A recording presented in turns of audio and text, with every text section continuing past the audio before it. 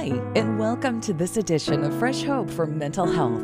Our mission here at Fresh Hope for Mental Health is to empower you to live well in spite of your mental health challenge by sharing insights through interviews, practical tools for living well, encouragement, and courage for overcoming all from a Christian perspective. And now, here's your host, Pastor Brad Hafes. Hello, my friend, and welcome to Fresh Hope for Mental Health. I'm Brad Hafes, your host. Our purpose here on Fresh Hope for Mental Health is to empower you to live a faith-filled, rich, and full life in spite of having a mental health diagnosis. Well, today I have with me in the studio, not over the phone, but in the studio, a good friend and a friend of Fresh Hope and one of our board members. And he is a child adolescent psychiatrist here in Omaha, Nebraska. And he's been on the board for quite a while now. And we did two podcasts.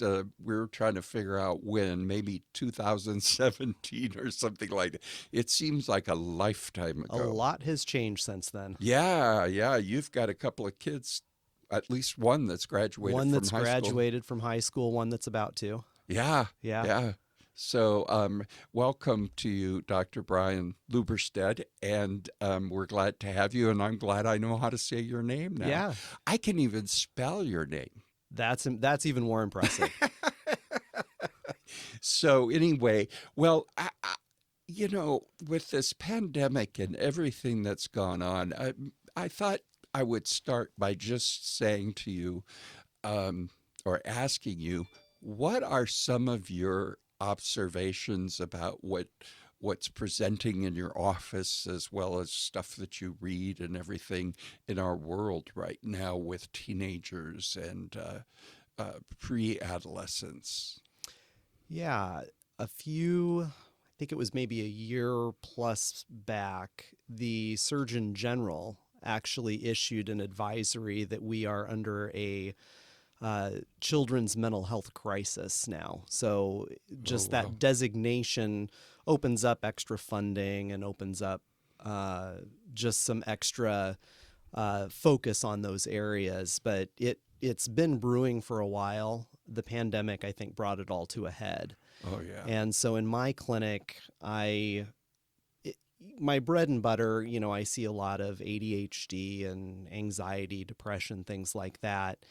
And usually I would be booked out a couple of months, and during the summer that kind of closes because you don't get a lot of extra referrals, and so fall would be a little bit lighter for me until school starts, and that was kind of the usual flow. And now if somebody calls my office, I'm out about 6 months to get somebody in for even an initial evaluation. Oh, wow.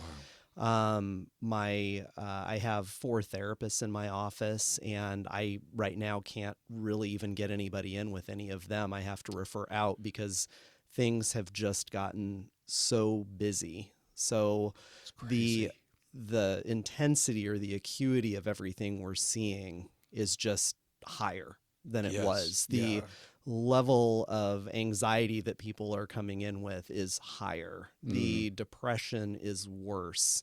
My friends that work in a hospital setting have kind of said the same thing. They're just seeing the similar things to what they saw before, but it's like it's turned up to an 11. Very intensive. Yeah. So the CDC just put out some new things a couple of weeks ago, didn't they, about suicide attempts with teenage girls especially. I may have that wrong, but it just seems like there's just, especially the the teenage girls have really been affected by the stay-at-home stuff with the pandemic. Or have I misread something? No, I think that's very true. And I would say it's been teenagers just in general. It's affected everybody differently. Those of us who are adults have been through crises before, and you kind of know that, okay, you're going to come out the other side. And I mean, we remember the world pre 9/11 and post 9/11 and the things that changed, and the 9/11 for this generation is coronavirus. It's COVID-19. And so, there's a pre and a post with that, and that's going to leave its marks just like 9/11 did, on those of us who are older. I've never thought of it that way, but it's true. And we have a lot more tenacity the older you are, or the resiliency, I guess I should say, because we've just been through enough stuff to know that, well, Now, I thought that when the pandemic first hit, I thought, well, I bet we'll have a vaccination within a month or two and it'll all be okay. Life will return. And so I kind of just sat down and watched the news and waited. Mm-hmm. And I ate a lot of peanut M&Ms and I shouldn't have. So my thing was more not mental health, but physical. I got old during that. So, well, I've got a couple of questions here. Preventing teen mental health crisis and emotional regulation and stress management seem to be major things that we can do to help people overcome or prevent mental health crises situations. If kids know how to do emotional regulation and manage their stress. Would you say those two things are key things in keeping kids healthy emotionally? Yeah, I think one of the things that I talk a lot about in my clinic is what I call the big three of just self-care. So making sure that you're getting enough sleep at night, making sure you're trying to eat healthy, which, we don't do well with that as adults, and kids, you eat what tastes good. And so, making sure you're getting in a healthy diet as much as possible, and then physical activity. So those are really the big three for physical health. And if you're not taking good care of your body, your brain is part of that. Yeah. And so how is that going to function well if you're not really taking care of the machine and, doing the routine maintenance? And really for our bodies, that's the routine maintenance, changing the oil, that's getting good sleep, eating a good diet, getting some physical activity. And then beyond that, life is going to happen. And so you're going to be a lot more resilient, and you're going to be able to bounce back from those things a lot easier if you're feeling healthy, if you're feeling well. The next step is to make sure that you're taking care of your environment, that you are in a comfortable place, that you are keeping things fairly clean around you. And everybody that has teenagers know that they don't necessarily do a great job of picking up their immediate environment, but that is something to not necessarily harp on as a parent, because one thing I tell my parents is, you don't want to turn things into every little power struggle. That doesn't mean you don't parent, but that means you pick your battles. But it is important to make sure that you are keeping the area comfortable, because again, if everything around you is flustered, how are you going to feel? Yep. Yeah. And which causes more stress. Right. And then the stress builds up, and one can become overwhelmed pretty quickly. Yeah. As we sit in my studio that's semi-unpacked, and this looks like the space of an artist. It is the space of an artist. And this artist is never real organized. So how would you guide parents to help their children with emotional regulation? I just see more and more of this in the jail, where people really don't have very much emotional regulation. Their EQ is way down, and it just seems that when life gets difficult, they get emotional and can't regulate their responses. How would you guide parents to help their kids with that? I think a lot of us parents have struggled with that. Well, and you kind of mentioned it earlier, and I think the reason that kids tend to struggle maybe a little bit more with this than adults is just the depth of experience. The first time something happens to you, it's the only time it's ever happened. And so you Yeah. don't know how Yeah. to handle it. Yeah. The first breakup and just how devastating that is. Yeah. And when you get older, you realize, okay, the sun's going to come up tomorrow. Yep. And it'll all be okay. Yeah. And so entering into that with them is good. Mm-hmm. Letting them know that you're there, that you're listening. Because I just think of those common things that kids are going to get stressed out about, and it's going to be relationship issues, friendships, romantic relationships, grades, athletics, things like that. But chances are, as a parent, you've experienced some of the same heartache, some of the same stressors, but oh, I understand. Well, the first response you're going to get is, no, you don't. You don't know what this feels like. And you do remember what it feels like. But saying that is always going to get that kind of pushback. Yeah. But saying, hey, I want to listen. I am here. Yeah. Let me know what's going on. Sometimes they don't necessarily want you to fix it, but they want you to listen. Yeah. And that's okay. Yep. It's okay to listen. Yeah. Beyond that, another common thing is time. Letting some time pass, and not every problem has to be solved right away. And the problem is a lot of these stressors feel like big catastrophes that do have to be solved right away. And the problem doesn't usually look as big tomorrow as it does today. Yeah, a good night's rest can do a lot with how things look. Right. Now, that's assuming it's not so big that you can't sleep. Yeah. Because then it will look worse the next day if you didn't get a good night's sleep, which gets back to my big three. Yes. Yeah. But just distraction techniques, ways of passing time to get your mind off of it, because your brain needs some time to settle down. It needs time to process. We don't want to react completely out of emotion. Yeah, it kind of gets stuck in that fight or flight kind of survival mode, and it needs to reboot. Huh? Right. And so when you talk about, adults with just that low kind of emotional, we call it kind of emotional IQ, or just really understanding my own feeling states.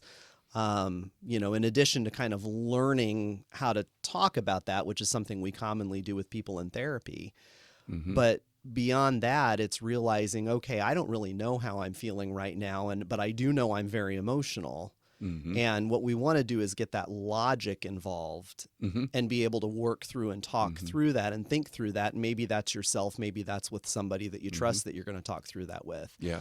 But you've got to give it a little bit of time to let that emotion calm down. Well, and I would think that if you can set that pattern up with your teens, that's going to teach them in life that when they do get emotional and when they are reacting emotional to whatever it might be, that it's okay to talk to somebody that you trust, and processing it and thinking it through. Because I would think, as a parent, one of the things you would want to do is ask a lot of questions, or not a lot, but key questions, maybe to get them to use their logic.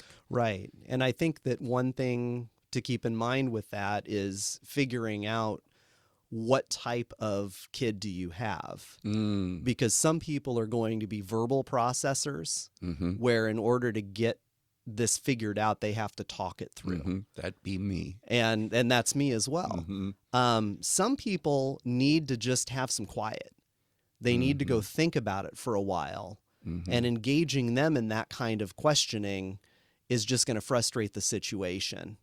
And that's something that you really don't, you kind of figure that out, as you go. You don't really necessarily intuitively know that. You just figure out, boy, when I'm worried about something, I sure do talk a lot. And that would be something for parents to kind of be aware of that with your kid. If you're talking to your teenager, are they the kind of person that really appreciates a lot of questions to kind of flush out how are they feeling, what are they thinking, how are they processing? Or is it something where they just feel like you are bombarding them. Yeah, exactly. And then it's becoming more overwhelming, where they need that time and space to let things settle.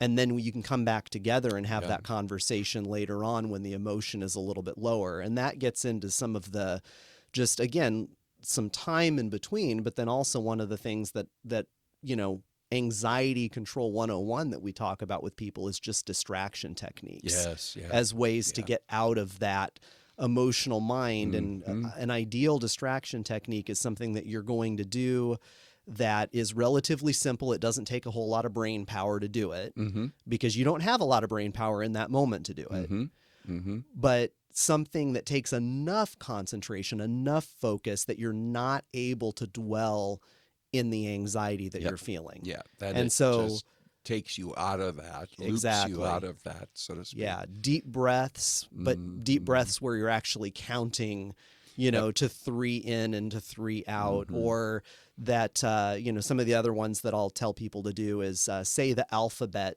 backwards from Z to A.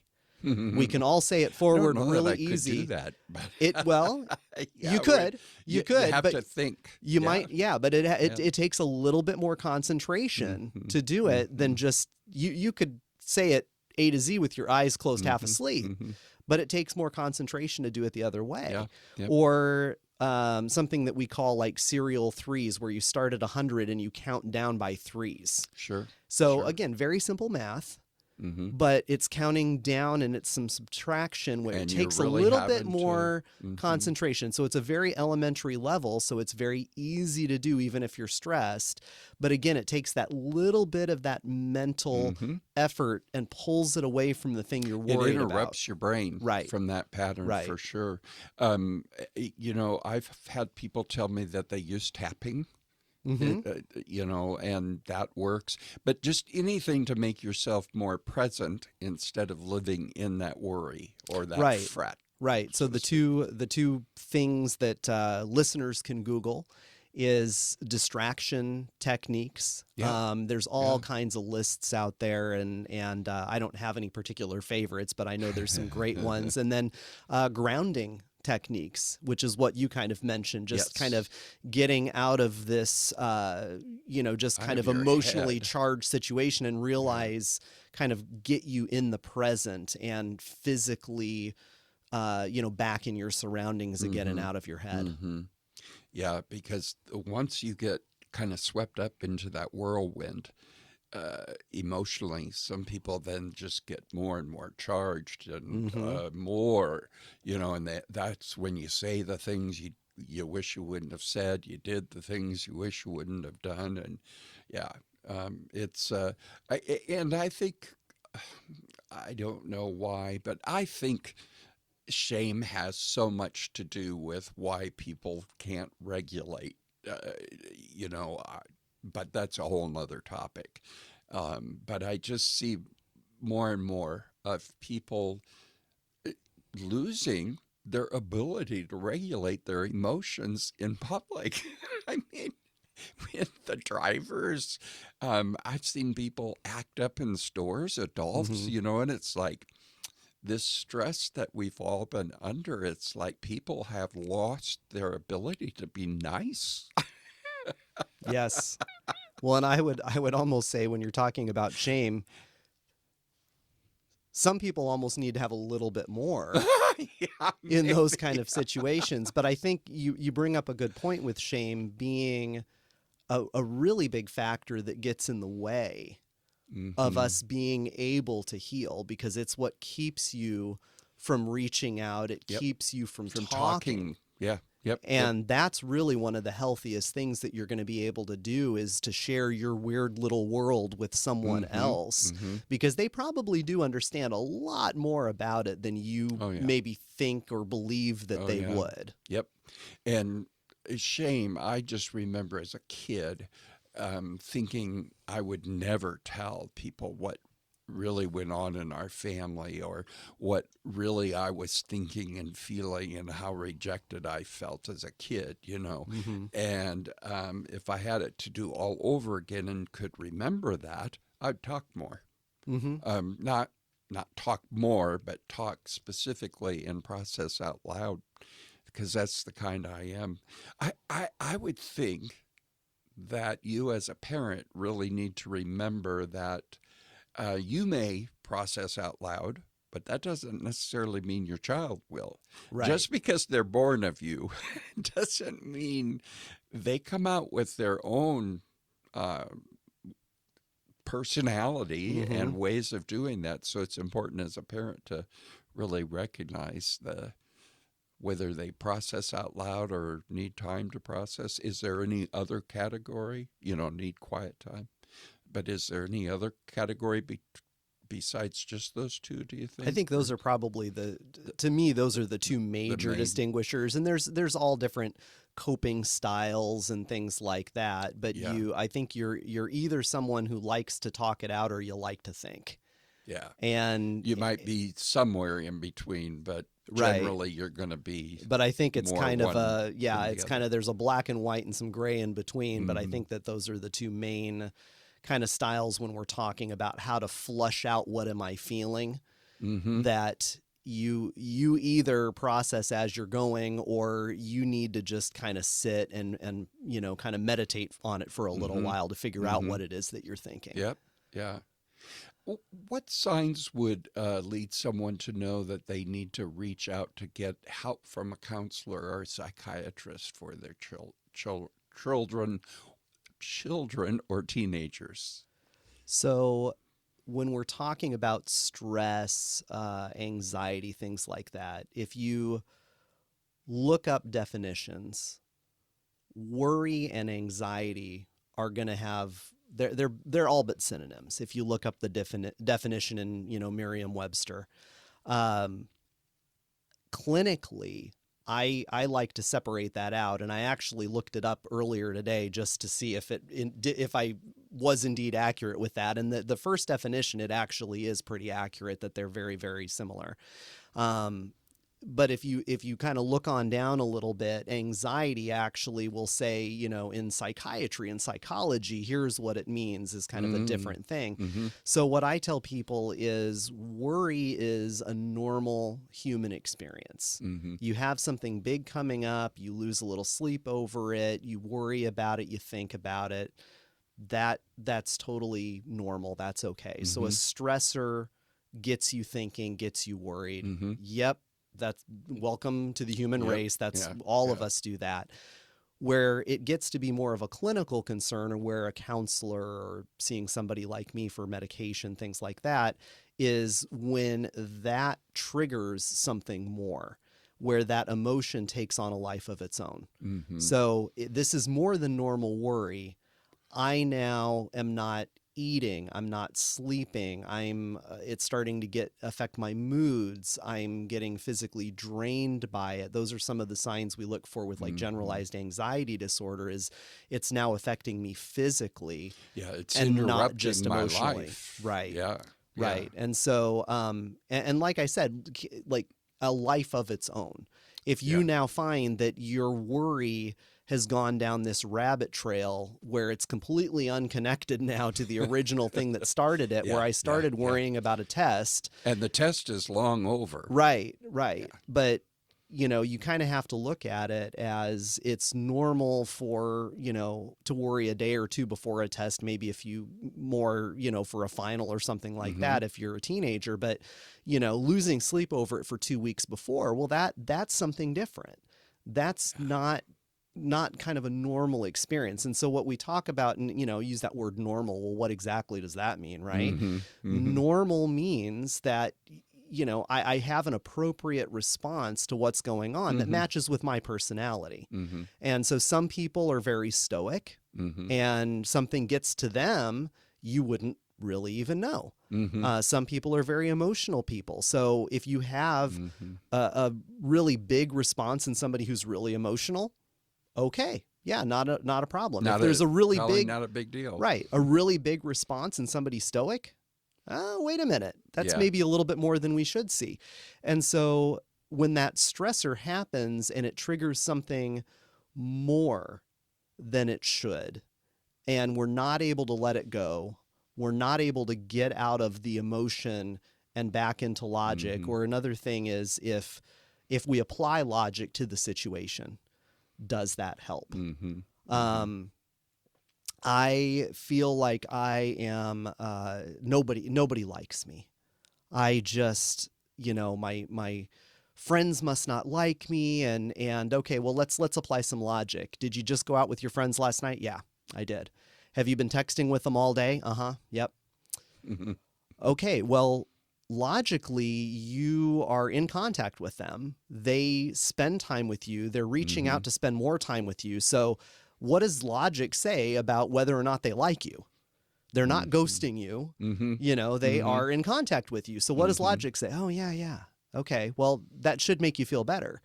If it doesn't make you feel better, then now maybe we're looking more at anxiety as opposed to a normal worry. Yeah. That's so, what I appreciate is that's so practical and helpful to somebody as a parent, that it's just, you've put it very practically to know where that line kind of is. And, spoken very well. And the other thing that I will add in there is most of the time, the teenagers, they kind of know. They kind of know whether because you can ask, and I can sit with them in my office and even kind of put it that way.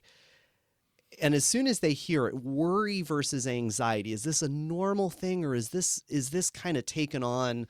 Does this have its own momentum now where it's feeding itself? They'll sit there for about 5 seconds and say, yeah, this is mostly worry. Or they'll say, no, this is something more than that. This is kind of bigger.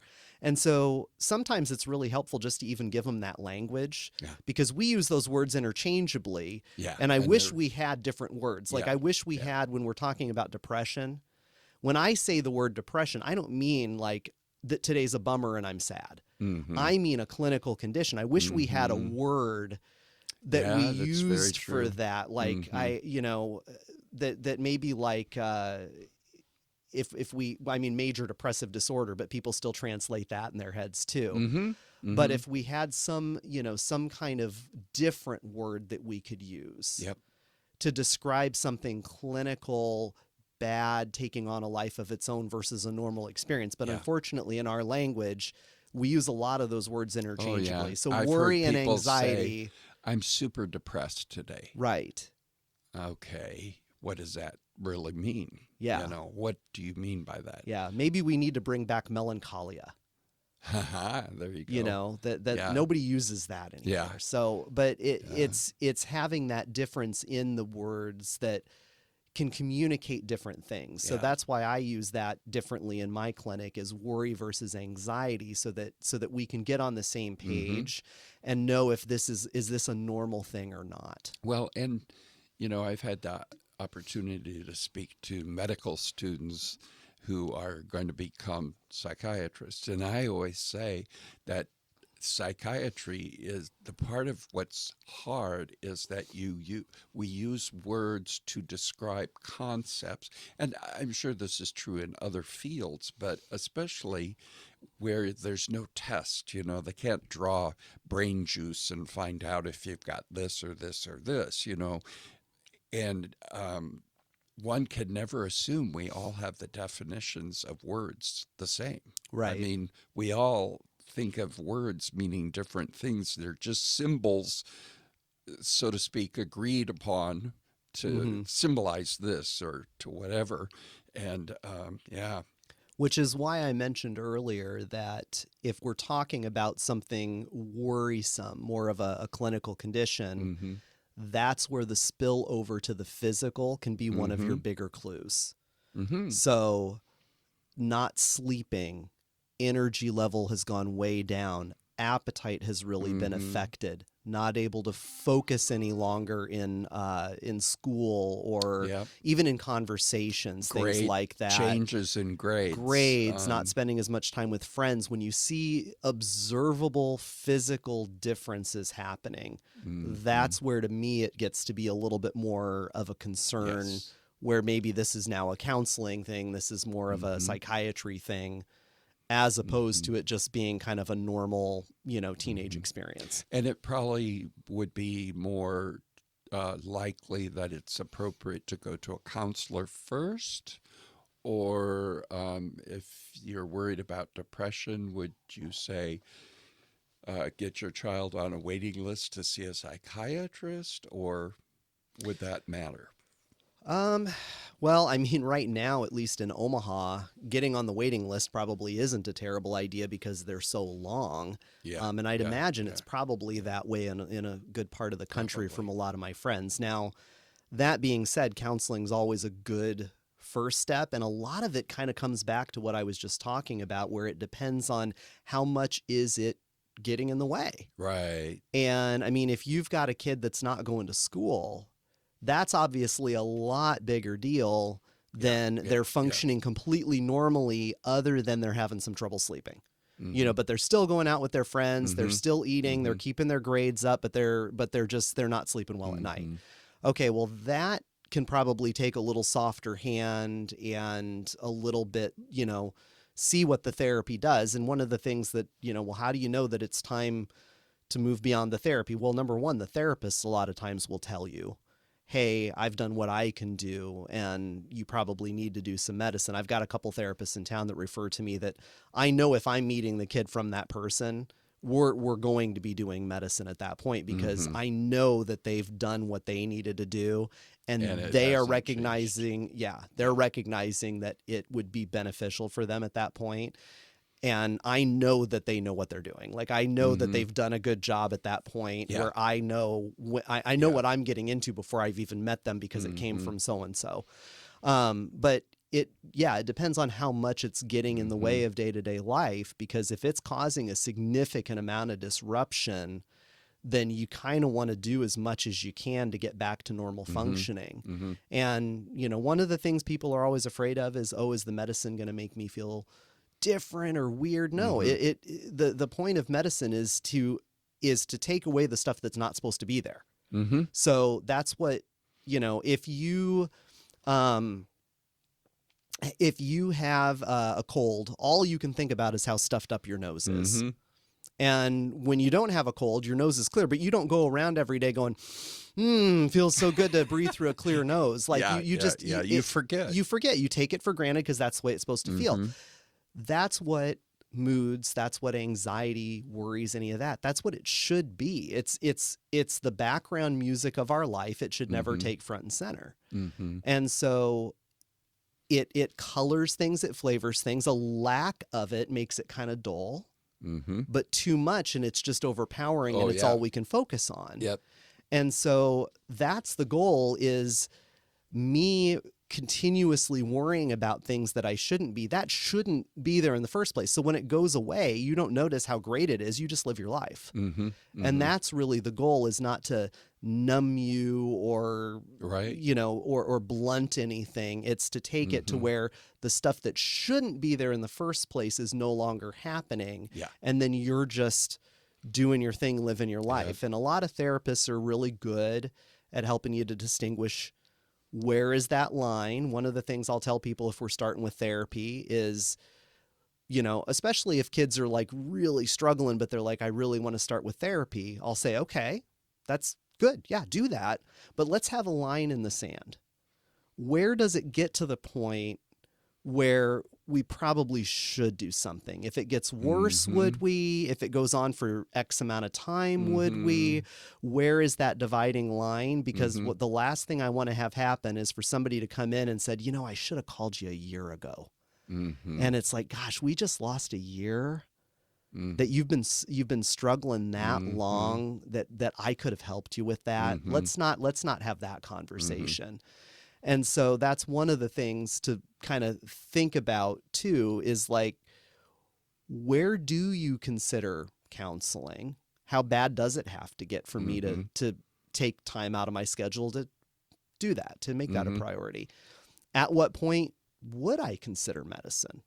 Is that something like, I think just about everybody would have a line for that somewhere. Well, and it's interesting that there's a lot of people that don't want to take medicine for mental health issues, and yet they would take an aspirin or a Tylenol if they had a headache. They would get their leg fixed if it was broken. Right. You know what I'm saying? In all other areas, they're not worried about taking medicine. If they have an infection, got to take antibiotics, get over it faster. Right, and you and I have talked about that before, where all of a sudden, if it's above the neck, it's spiritual. Yeah. And if it's below the neck, it's physical. Yeah. And so, one of the things I challenge people with when I hear that kind of mentality is, okay, if you've got something physically going on, how much are you praying for that? Because you should be.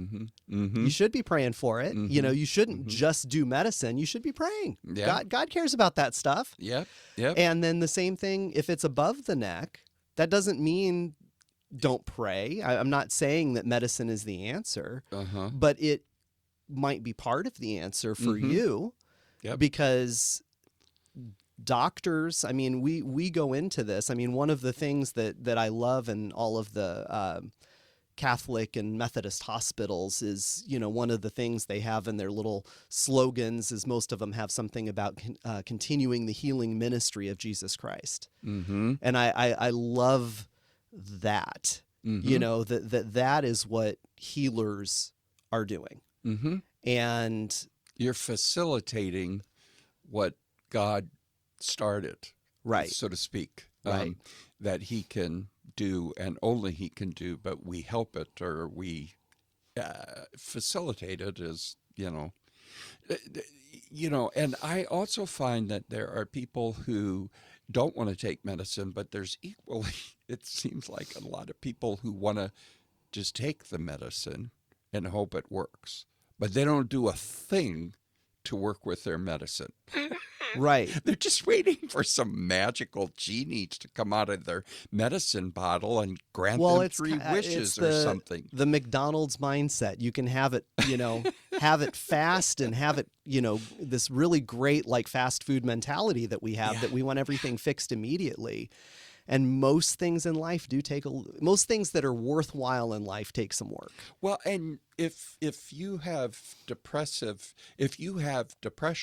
you're going to have depressive thinking, and the medicine doesn't take away your stinking thinking. You have to change it. You have to work alongside of it.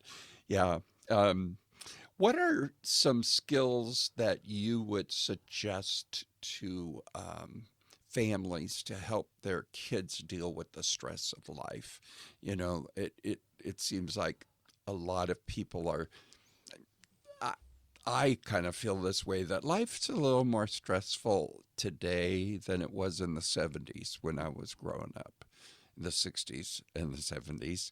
But you know what I'm saying? There's more pressure about various kinds of things. Maybe that's not true, but it feels that way. So what would you say to parents? Any insights there that you would offer to them? I would say don't forget the things that you knew from growing up that we still preach, but it's pretty easy to forget about when we get swept up in life, which is spending time together. That has so much preventative value, and we miss out on that so often. Family dinners where we put the phones down and we interact, and life is going to get in the way, and we're not going to be able to do that every night of the week. But where we actually sit down at the table together, tell me about your day, tell me about what's going on, that you're actually having conversations and not just busy. But then also making sure that there is some time outside of that too, that you're doing some things together, that you're playing games, watching movies, just something that you're doing together. Well, and it doesn't even have to be a deep conversation. You don't have to do a bunch of problem solving when you're spending that time together. I don't remember if it was Minirth Meyer or Focus on the Family where I heard this many, many years ago when I was parenting, actively parenting. I'm still parenting, but vastly different when they're 40 and 36, but they said that you have to spend a big quantity of time to get those moments where there's really quality in what's talked about, that you think as a parent now, wow, that was a moment. And that there's just a lot of mundane things that you do together. Like you're talking about, you go to a movie, you go do this. some of the best things that ever happened for my kids in their lives as grown up is all the funny stuff that happened. Mm-hmm. Just the ridiculous things, like when the bird fell in the toilet, and we talk about them almost every time we're together, Mm-hmm. or some of the really dumb things I did, you Mm-hmm. know. But yeah, well, yeah. And would you say it might be fair to say, don't take yourself too seriously? Don't get stressed out about just life has stuff that happens and nobody's perfect, and the ability to laugh at yourself sometimes is pretty important. Yeah, that's one of the, the, I guess the thought is that is the most mature defense mechanism we have. And so humor is very good for for you, for your health, for the life of the family, sitting around and laughing. I know that when, talking about meal times and fun and things like that, it doesn't happen every time we sit down as a family, but, every 2-3 weeks or so, we'll get into a conversation and kind of linger at the table a little bit.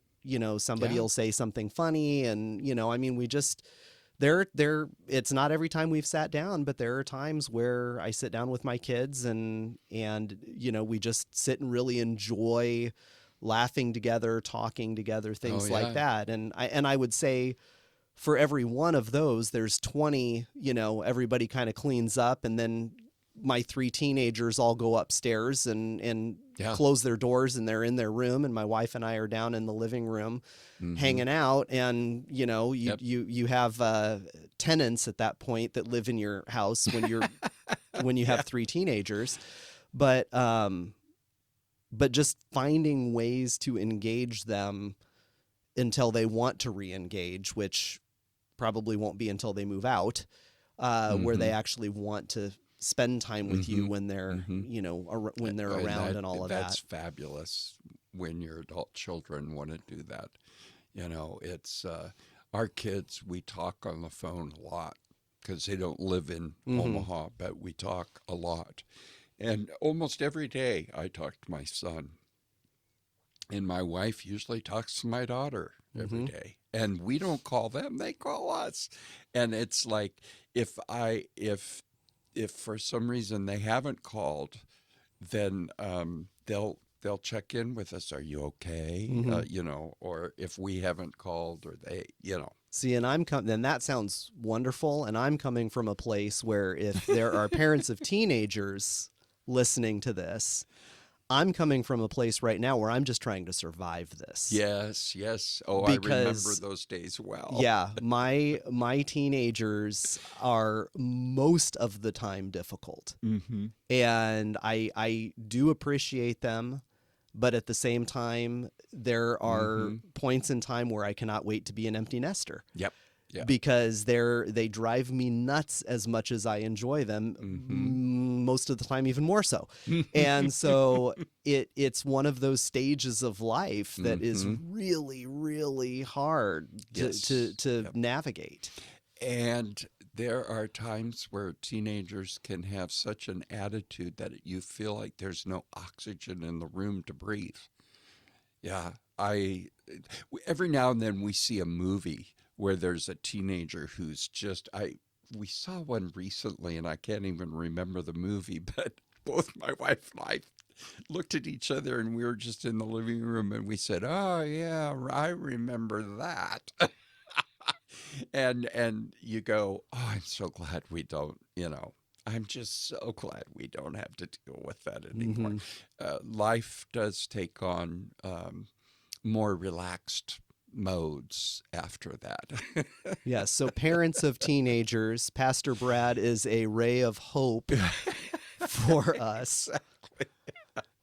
Yeah, I could tell you that the most irritated mood that we deal with is with our golden doodle, who will be on the couch sleeping or kind of dozing in the evening, and we're watching TV, and one of us will sneeze.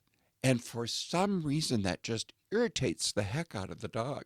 And she will get up off the couch with a real attitude, look at us and stare at us for a few moments, and then she'll go back on the couch. So you do have a teenager in your house. We do. Yeah. But she's chronologically, dog years, she's 80 something. Yeah. But she's still acting like that. Yeah. But but the nice thing is you can put her in a kennel and you don't go to jail for that.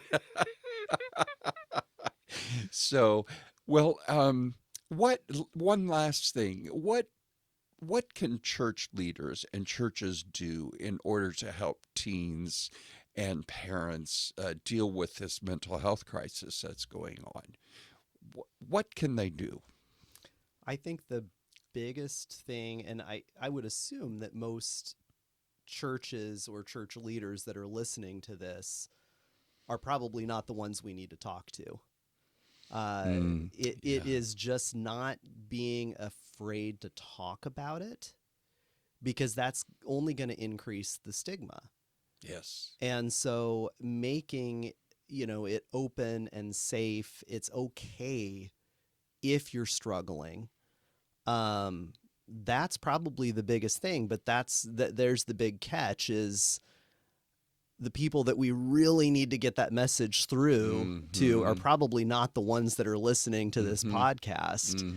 Very true. But maybe there are some congregation that are listening to this that is the biggest thing for pastors or church leaders is to provide those opportunities to talk, that it's okay every once in a while to, talk about it from the pulpit, because that destigmatizes and lets people know there's just part of our broken world is that we have physical, emotional issues.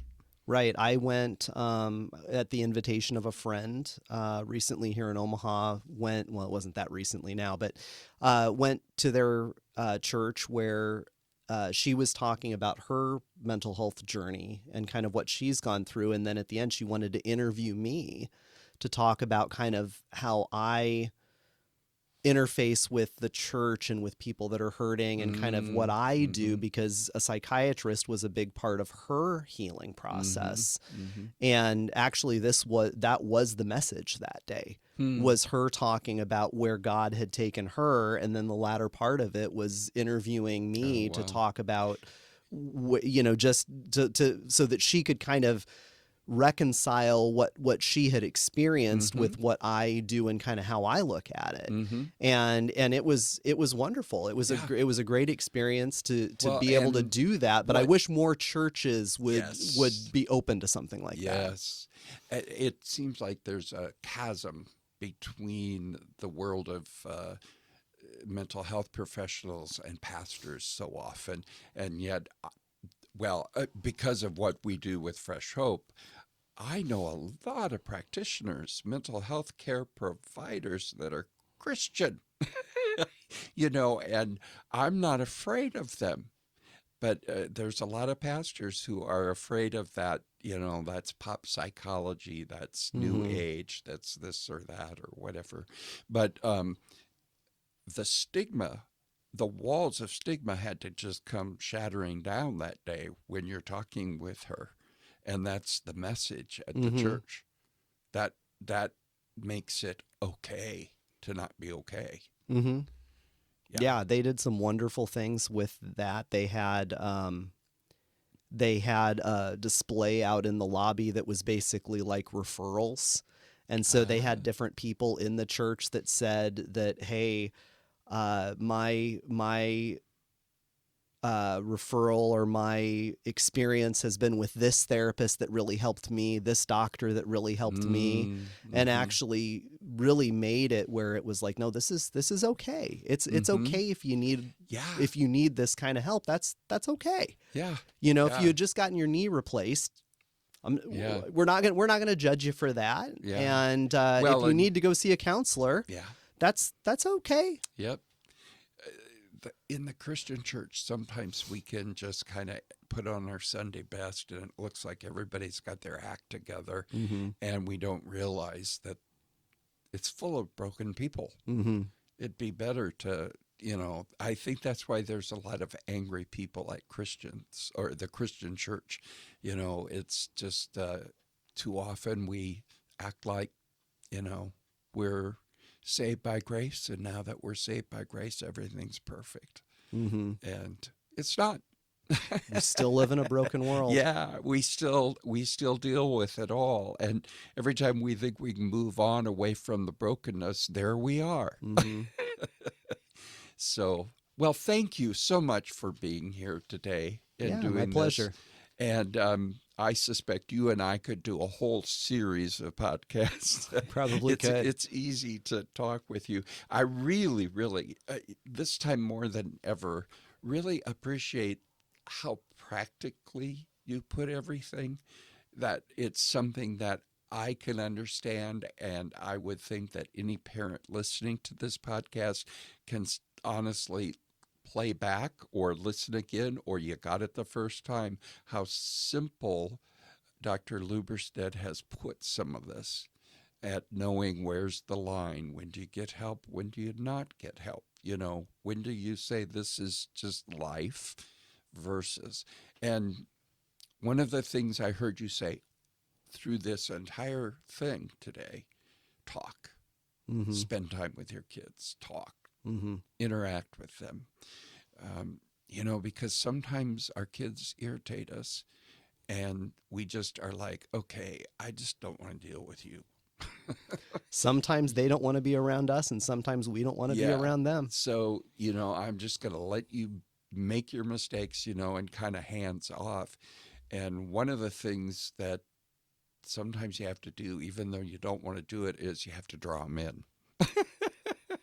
And I'm really saying tough. This as much to myself as I am to anybody listening, but sometimes you have to be the adult in the room. Yes. And this is personal conviction coming right now that's not always the easiest to do. No, it's not. It's not. And because family members know how to press each other's buttons better than anyone else does. Yep. So they know where the buttons are. And but I could tell you, as a parent who lived through it, there's really cool things on the other side of it. I cannot believe that my kids are the ages that they are, and that I'm as old as I am. But there's benefits and God's reward to you for not killing your children during this time will be some grandchildren that you can watch them struggle with. I've heard you say that several times before. It's so true. And there are moments where I wanted to hurt my children, but only by God's grace I didn't. Well, listen, thank you so much, and I appreciate your time with us today. Well, my friends, we hope that this has been beneficial to you, I'm sure, and would hope that it has.